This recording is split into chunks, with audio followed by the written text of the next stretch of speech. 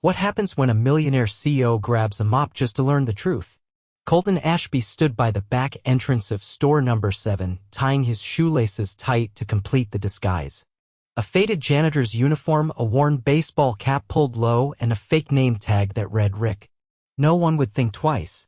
He hadn't stepped foot in this location since he bought the chain 5 years ago. 13 stores now. And yet something about this one felt off. The numbers weren't terrible, but turnover was high and employee reviews were full of complaints. Vague ones. No one ever seemed to stay long enough to explain. He tried getting answers from the district manager, but all he got were rehearsed excuses: staffing shortages, personality conflicts, poor cultural fit. Colton had heard it all before, but something about the tone felt wrong, cold. So he decided to see it himself. Nobody here had met him in person. When he bought the company, he kept his name off the storefronts and rarely attended openings. He preferred to leave from a distance until now. The store was short 2 cleaners that week. Perfect timing. The manager was quick to accept the temp agency's offer for a last-minute replacement. Rick was added to the schedule. No questions. "Hey, new guy," a voice grunted as Colton pushed open the employee door. A tall man with a clipboard barely looked up.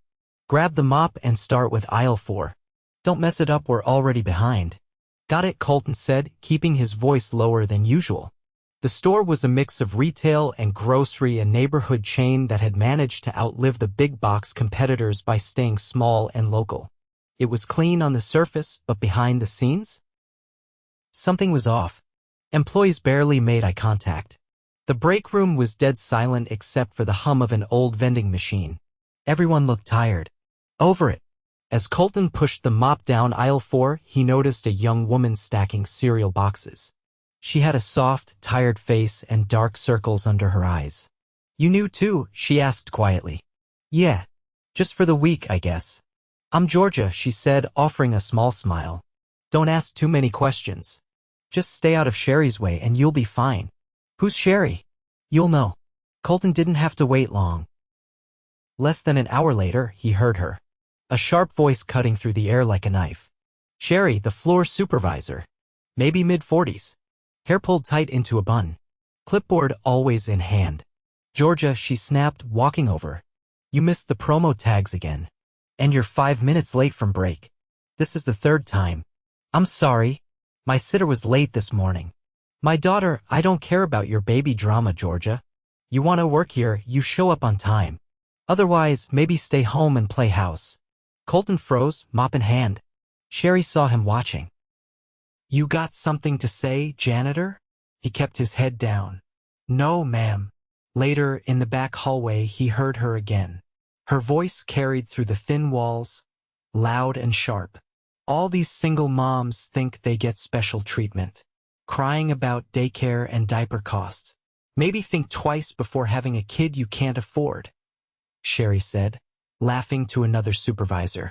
"I swear, if I hear one more 'my baby was sick' excuse, I'll lose it."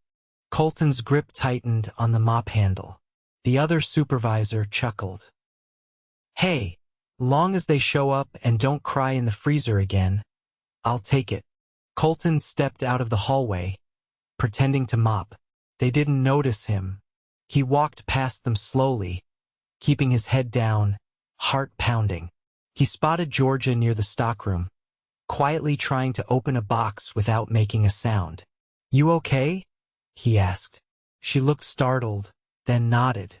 "Yeah, I need this job. That's all." That night, Colton lay in the cheap motel bed near the freeway, staring at the ceiling. He felt sick. He'd built this company to give people second chances. His own mother had worked 3 jobs alone after his father bailed. If someone had treated her like that, he sat up. No more watching. Tomorrow, he was going to learn everything happening in that store. And then he was going to burn the rot out from the inside. Colton arrived early the next morning before the sun had fully risen. The parking lot was mostly empty, save for a couple of cars and a delivery truck idling near the loading dock. He entered through the back as Rick, his borrowed name tag hanging crooked on his chest. The store felt colder today, not in temperature, but in energy. After what he'd overheard the day before, he wasn't looking for more confirmation. He needed clarity. Structure. Proof. He found it before his shift had even officially started. In the break room, a young man sat hunched over the table, staring at a bowl of instant noodles. His name tag read Luis. He looked maybe 20 with a sleeve of faded tattoos and a bandage on his left arm. Colton poured himself a cup of lukewarm coffee from the stained pot and sat across from him. "You all right?" Luis gave him a tired glance. "Did a double last night?" Sherry called in sick leave and Kevin bailed halfway through the shift. "Again. I'm just trying to stay upright." "You always cover like that?" Luis nodded slowly. "They know I need the hours. I've got my brother at home. He's got epilepsy. I'm the only one paying bills." A silent moment stretched between them. Colton looked down at Luis's hands, calloused, a few small cuts. Not from carelessness, but overuse. Before he could ask anything else, the door swung open hard enough to rattle the vending machine. A tall man with a buzz cut and a permanent scowl stepped in, glancing around like he was already irritated. "Luis, why were you still sitting? Go unload the truck. It was on the dock 10 minutes ago." Luis stood immediately, wincing slightly as he moved. "Yes, Mr. Darnell." Colton followed him out, keeping his pace slow enough not to catch attention. Darnell. He hadn't met him yesterday. Must be the assistant manager on the early shift. Out on the dock, the delivery driver stood with crossed arms, tapping his foot. "I've been waiting, man. I got 3 more stops." Luis apologized quickly and began unloading the pallets. Colton jumped in without being asked, shouldering half the work. The driver gave him a short nod of appreciation. They worked in silence for a while until Darnell reappeared, this time sipping a canned energy drink. "You two need me to draw you a diagram? Or can you figure out how to move boxes without babysitting each other?" Colton kept his focus on the dolly, but Luis stiffened. "We're on schedule." "Yeah, well, it'd be nice if that meant something for once. And Rick, you're not on truck duty. Stick to what you're good at. Mopping." Colton didn't respond. He just wheeled another load inside. But what struck him wasn't the insult, it was the way Luis flinched at it. Like he'd expected worse. Inside, the floor was already filling with customers, many of them older folks doing their weekday shopping. Colton ducked into the cleaning closet and grabbed supplies. As he worked his way toward the front, he noticed a different employee at the register, a woman in her 50s with neatly tied braids and a calm demeanor. "Morning," she said as he passed. "You're Rick, right?" "Yeah. I'm Carla. Just hold your own. You'll be fine." He nodded, then paused. "You been here long?" "Since before the buyout. Back when the store had a different name. Before all the new blood started running it like a prison camp." Her tone wasn't bitter, just resigned. Colton was about to ask more when he heard raised voices from the produce section. He turned instinctively. A customer, a man in a suit and tie, was arguing with a young cashier who had clearly been pulled from her lane to help restock. She looked flustered, holding a box of apples. "You think I have time to wait here while you figure out what a discount means? I've been shopping here for years." "I'm sorry, sir. I'm not the manager." "Then get someone who is, or go back to stocking shelves, because it's clear you're not qualified for anything else."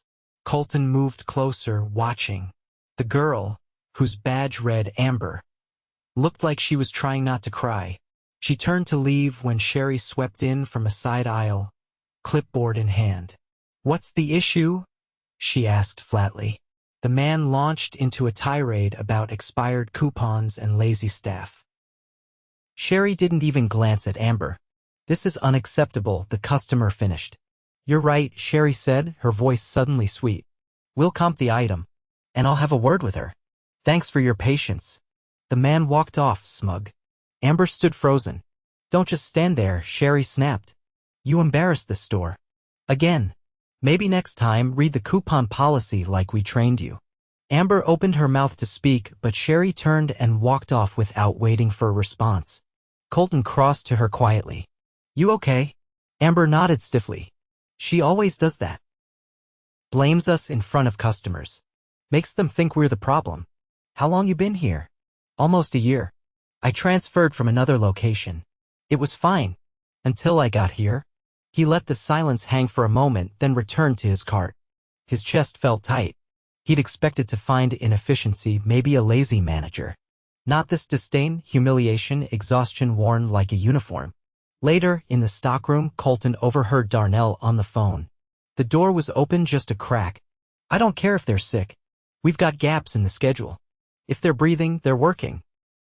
Tell them if they miss another shift, they're done. Pause. The new guy? Some agency send-off. Don't know, don't care. As long as he keeps his mouth shut. That evening, Colton waited until the store had closed.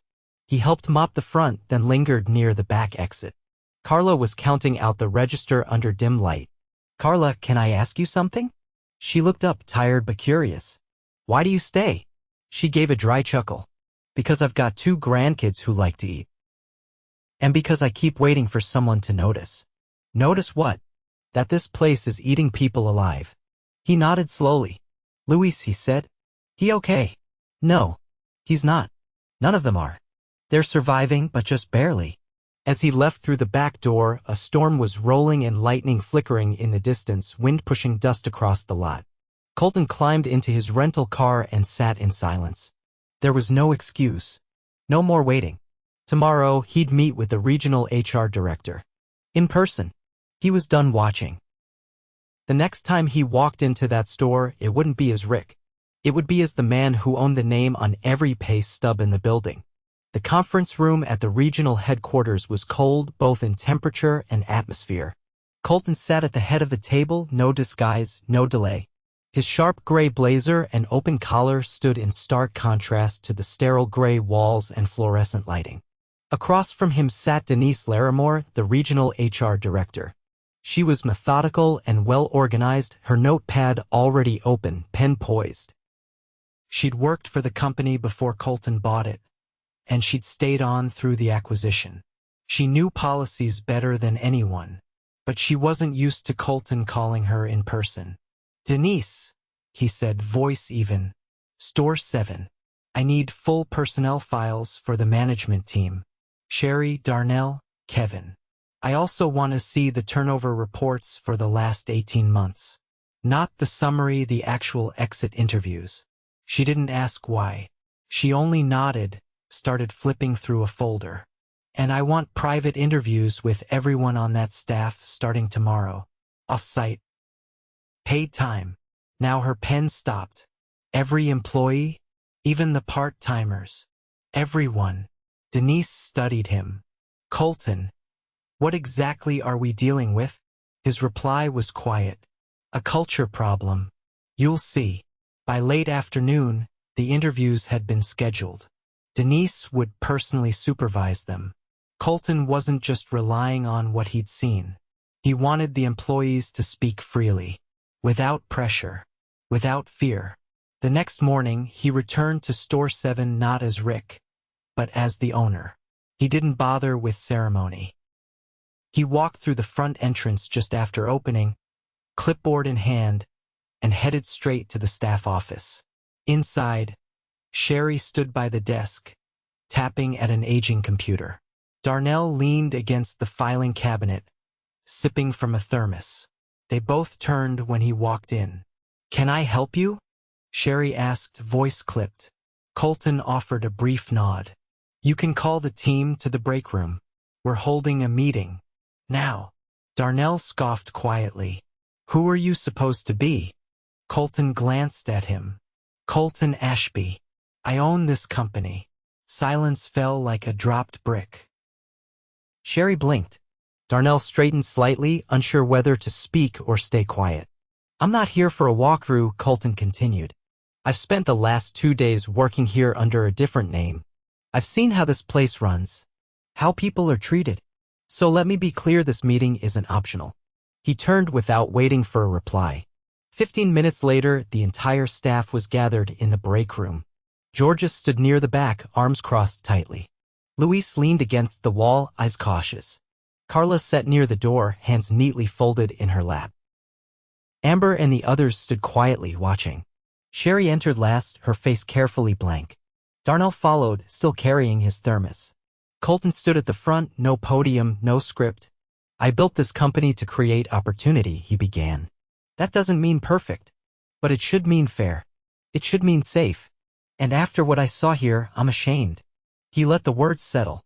Some of you have been working yourself into the ground, picking up shifts when others disappear, covering for management failures, being punished when you speak up. That ends today. Sherry shifted, arms crossed now. If anyone here feels they've been mistreated, I want you to know there will be no retaliation. HR will be conducting private interviews, off-site, paid. You'll be scheduled during work hours. Your job will not be affected. Darnell raised a hand, forced a laugh. Sir, I think there's been a misunderstanding. We've had a few tough weeks, but we've held it together. You can't base everything on one visit and a few complaints.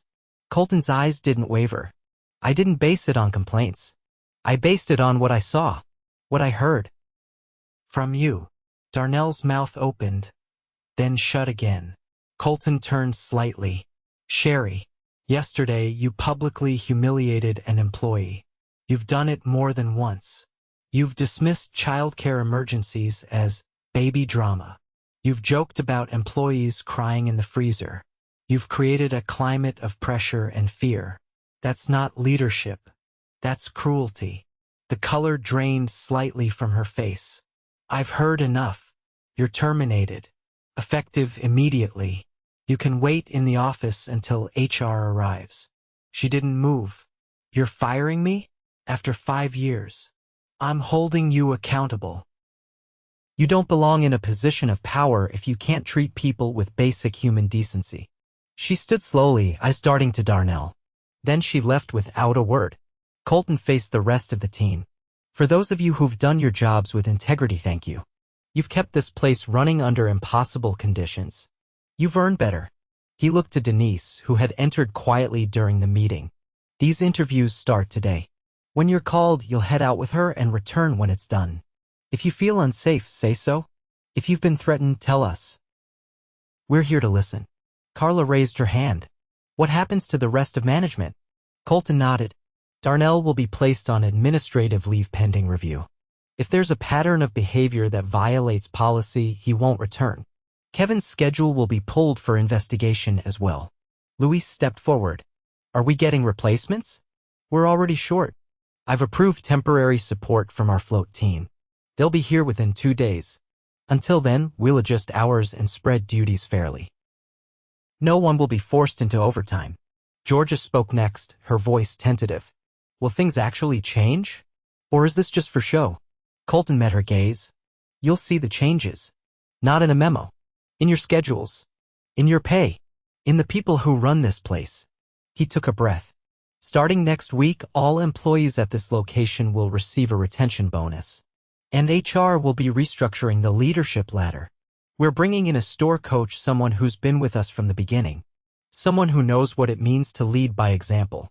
He paused. Trust isn't rebuilt with promises. It's rebuilt with action. The room stayed quiet for a moment. Then Carla stood. I'll work the front today. Give the others time to do their interviews. Colton nodded. Luis stepped forward. I'll take the dock. Georgia followed. I'll cover dry goods. Just give me a list. Amber raised her hand. I'll help train the float team when they come. Colton didn't smile. He didn't need to. Their responses said enough. He turned to Denise. Let's get started. As the employees began to move back to their stations, the energy shifted.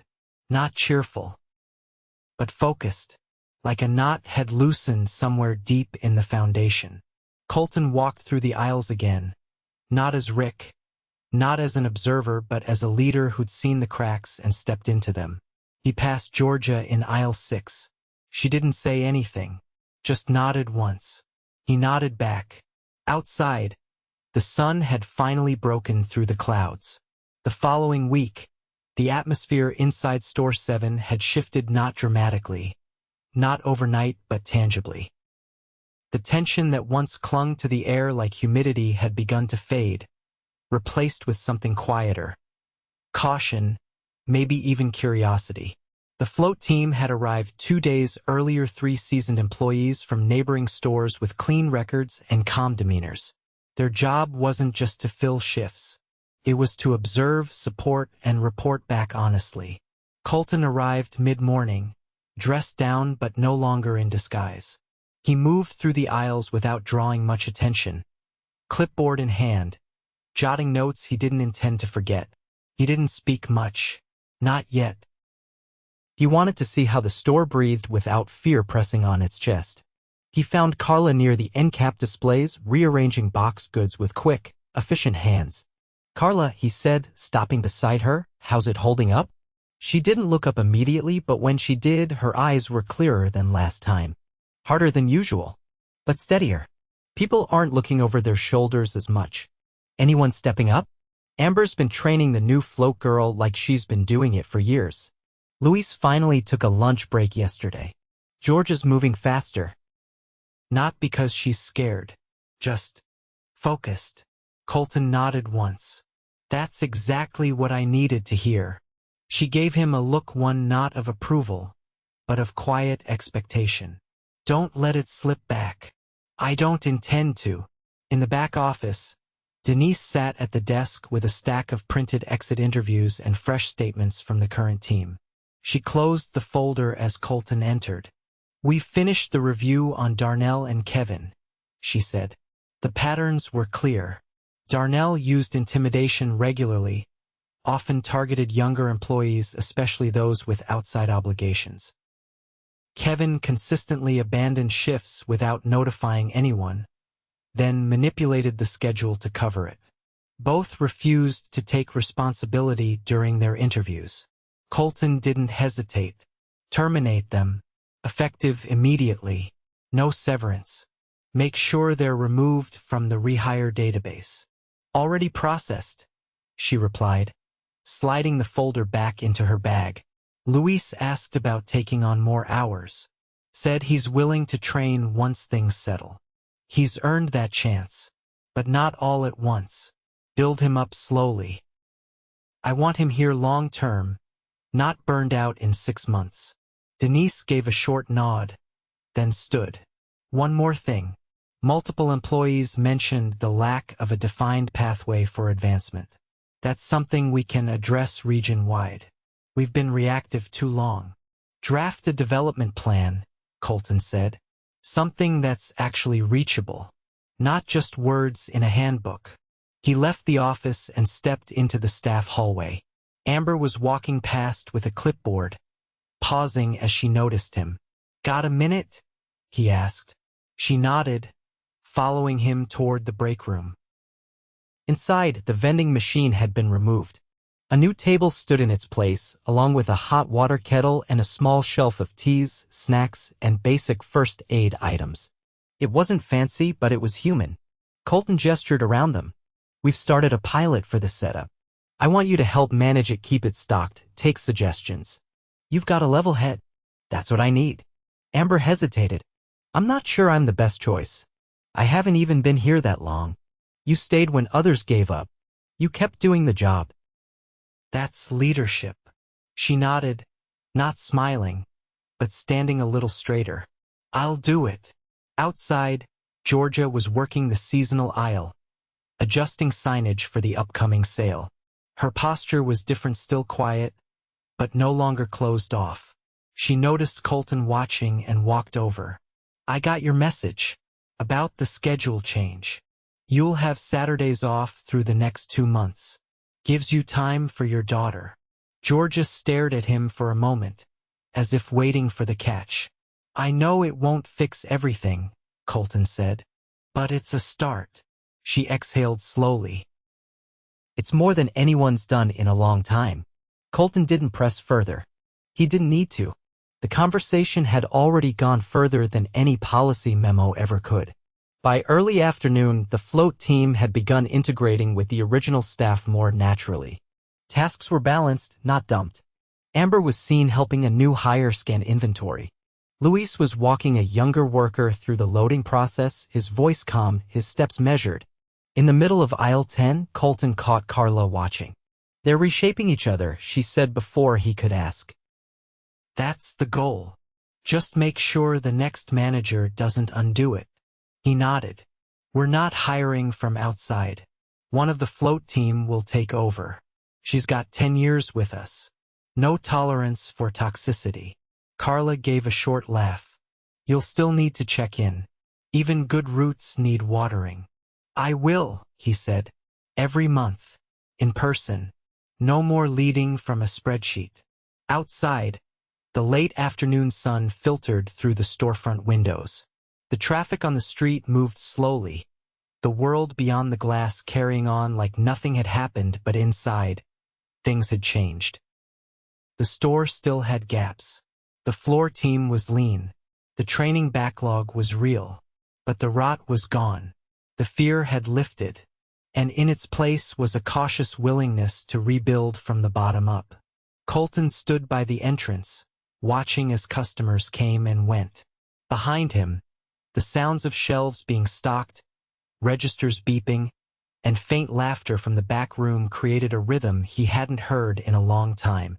He didn't need applause. He didn't need recognition. What he needed, he already had. A store that worked like it should. A team no longer surviving but beginning to live.